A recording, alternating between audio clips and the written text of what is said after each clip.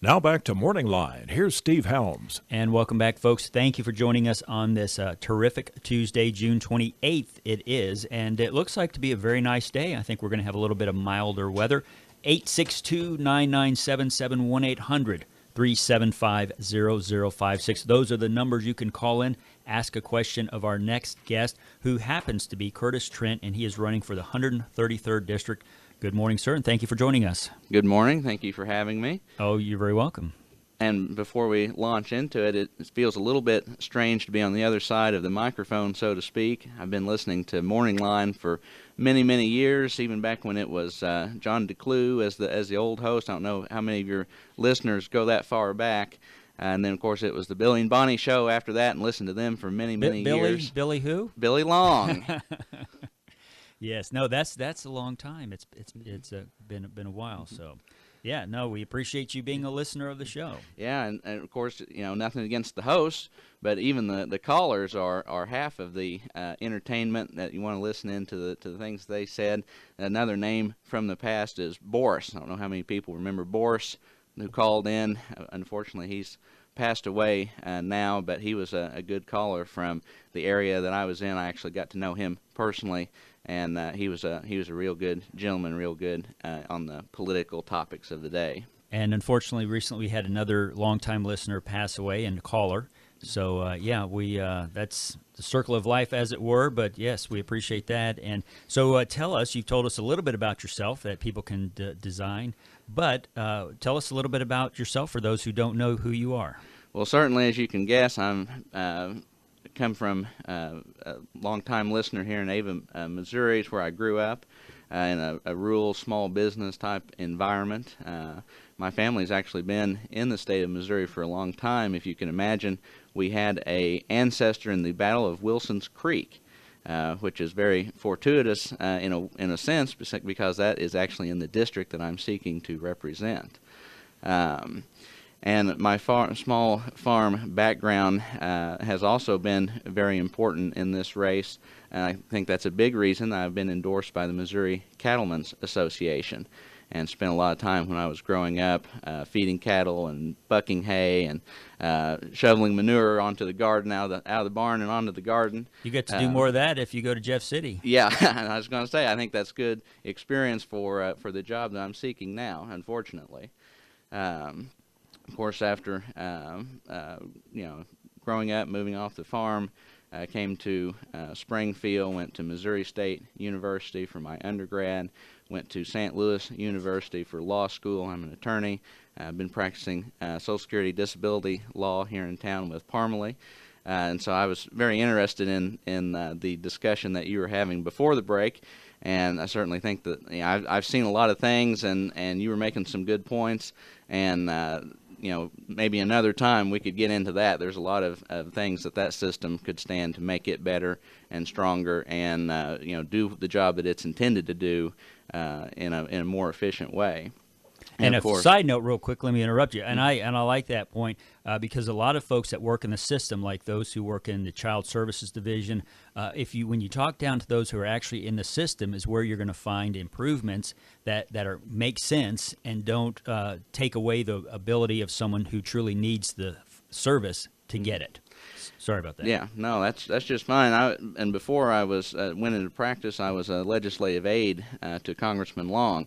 Billy Long. So KWTO is part of the reason that I'm sitting here today, because if I hadn't listened to him on the radio for all those years and the kind of the common sense business values that he had, I probably wouldn't have went to work for him and probably wouldn't be here. So KWTO is certainly bringing the community together in that respect. And I saw when I was working for Congressman Long kind of the thing that you just said. If you just look at a program, if you just look at the government from the 30,000-foot view at the committee level or at the legislative level, you don't really get a true sense of what's going on. And so I think that my experience in both in kind of the real world and in the government world uniquely equipped me to see the flaws with the system and see the solutions to those problems. A lot of times special interests, the insiders, they get in there at the very earliest stages of legislation. They get together and put in language that's favorable to them. They kind of bake it into a bill so that by the time it gets to the floor, it's very difficult to pull that back out. And I think that you need someone who can spot those problems early on and be a watchdog for the public, and also be an advocate to try to get in there and fix problems before they get too far advanced. We're talking with Curtis Trent. He is a candidate for the 133rd District here in Springfield. It is our time for our short break, and we'll be right back after these messages. Now back to Morningline. Here's Steve Helms. And welcome back, and thank you for joining us here on Morningline this Tuesday, June 28th. If you would like to ask a question to our guest, it's 862-9977, 1-800-375-0056, and we're talking with Curtis Trent, candidate for the 133rd District on the Republican ticket. Curtis, you've been around the district, I guess, quite a bit, knocking doors like most candidates. What issues are you seeing, or do you believe are for your constituents out there that you need to look to solve? Yeah, I've been knocking doors for months now and have met thousands and thousands of people across the district. The problems that the people bring up are pretty diverse. It varies from person to person quite a bit, more than you would think. But there's something that unites all of the opinions that I hear, and that is that there's a sense that we're losing our country, we're losing our culture. We're losing the freedom that made America the great country that it has been and still is. And there's a deep concern amongst the general population out there, and one that I share, and one that has animated me to seek elected office, that if we don't do something, we have a closing window of opportunity to try to get our country back on track, going in the direction that it should be going in. I was actually talking to an immigrant from Romania just last night, and this gentleman told me of the problems that they had in that country, and he said that he was seeing the same thing happening in this country. It was, of course, it was socialism, it was communism, and he fled to this country for freedom.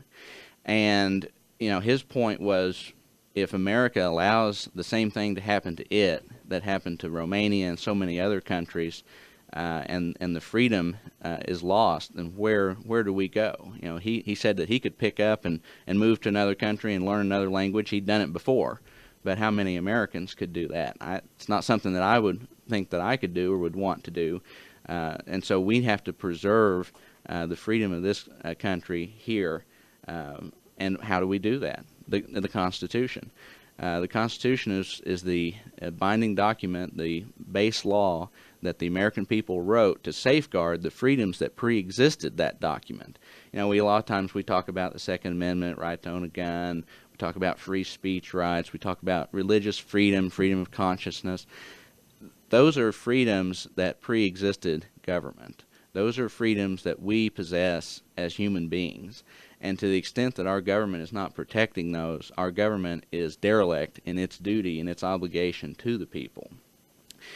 A good illustration of how far off the rails that our country is getting is the recent the Supreme Court decision that was issued just yesterday in the abortion case in Texas.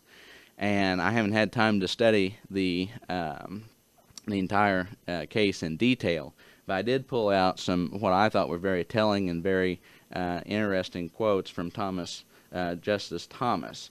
And the first one: "Our law is now so riddled with special exceptions for special rights that our decisions deliver neither predictability nor the promise of a judiciary bound by the rule of law."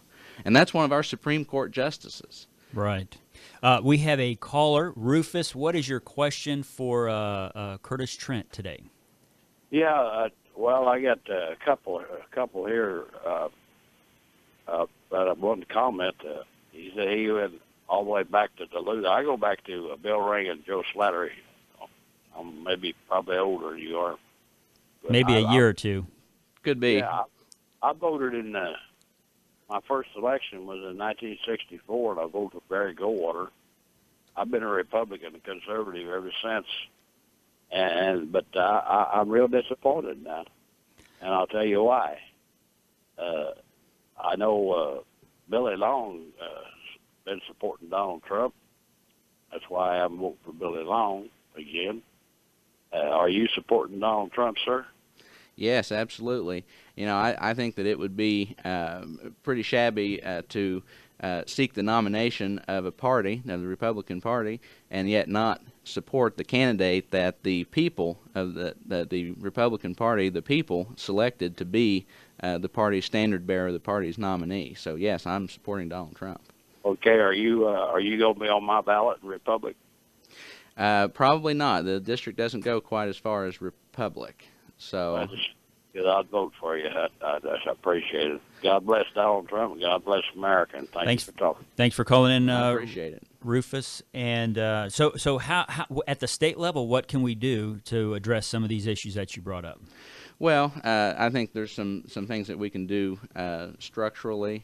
We can try to bring more authority back to the elected representatives of the people to combat government excess in the law. I mean, if the courts will not uphold the Constitution, then I think it's incumbent on the legislature to only pass constitutional laws, to be extra scrupulous about that, and to self-police, because we can't rely on our courts to police the Constitution the way that it should. Unfortunately, we have courts that have basically adopted a philosophy, judicial fiat, a philosophy of legislating from the bench, and that's unhealthy to our society. It's unhealthy to our institutions in our state and in our country. What other issues have you seen that you've been talking to the constituents about that they're concerned about?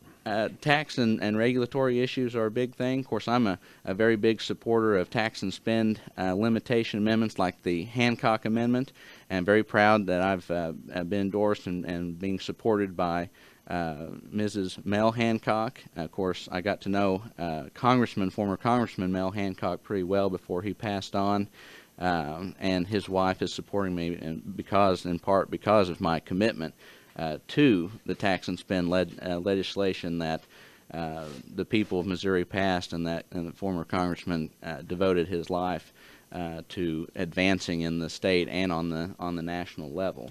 If I can, a lot of people want to, I guess the why is very important. So when you talk about letting people have more of their money, why is that? How does that help grow the economy? Well, economic freedom essentially says that the individual person is better equipped than the government to spend the money that they have earned and to go out and earn money, and that the economy is more of a living organism. It's more of an evolutionary process where there's a huge amount of information, and the people are best equipped to interpret that information and do what is best. You were talking about the importation of nurses. Well, part of the reason that we have a nursing shortage in America is because the government has intervened so heavily into the marketplace. I mean, labor is subject to supply and demand just like any other good or service. And when the government intervenes heavily into the market, it distorts the natural flow of money and resources away from where they're most needed, from where the people want to consume them, to some other place. And you get shortages in some areas, and you get wasteful excesses in other areas.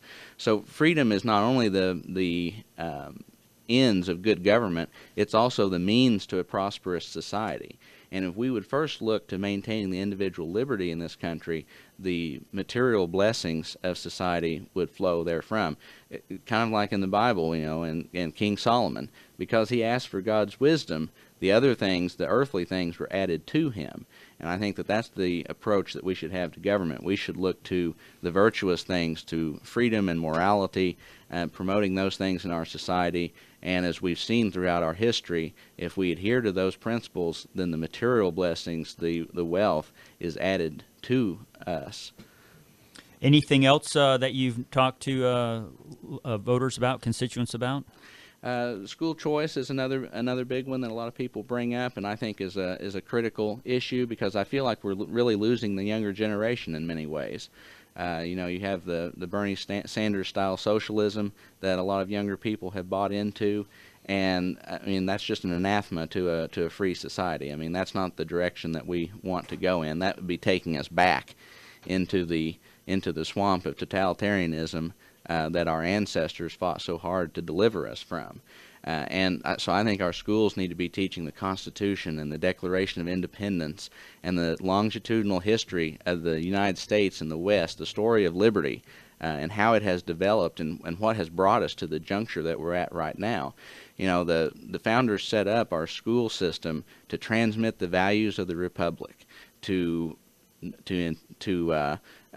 build and cultivate the kind of culture that you need to have a self-governing free society. And if we truly want to be a government by, of, and for the people, then that kind of education is critical, is absolutely indispensable to maintaining our society.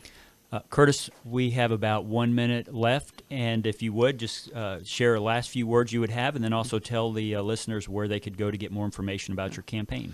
Well, again, I thank you very much for being allowed to come on this morning, for the opportunity. Happy to have you. And appreciate all the listeners out there. My website is www.curtis, D as in Dwight, curtisdtrent.com. So, you know, just go on there and let me know if you would like to show your support with a yard sign, or if you have any questions. My contact information is on there to call me or email me. And I would just humbly request that the voters in the district who are listening right now would give me their consideration, and I'd ask for their vote on August the 2nd. Well, Curtis Trent, we thank you for your time, and thanks for coming in and talking with us. Thank you. You're very welcome. And that was Curtis Trent. He is a candidate for the 133rd District, and of course we will have his website on our website, so you can link to it if you don't remember, curtisdtrent.com. And we'll be right back after these messages.